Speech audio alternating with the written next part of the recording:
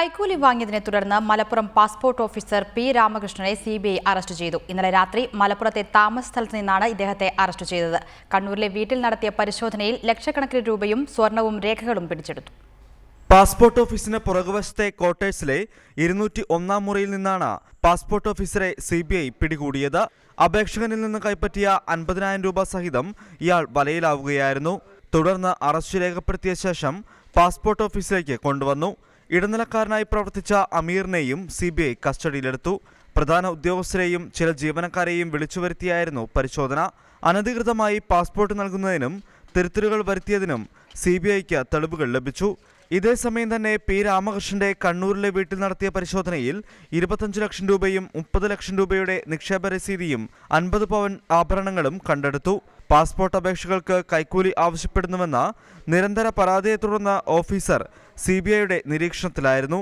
മലപ്പുറത്ത് രാവിലെ മുതൽ തമ്പടിച്ചാണ് സംഘം ഓഫീസറെ വലയിലാക്കിയത്. പാസ്പോർട്ടുകളിൽ അനധികൃതമായി തിരുത്തലുകൾ വരുത്തിയതിന് മുൻ പാസ്പോർട്ട് ഓഫീസർ അബ്ദുൾ റഷീദിനെതിരെയും സിബിഐ കേസ് നിലവിലുണ്ട്. റിപ്പോർട്ടർ, മലപ്പുറം.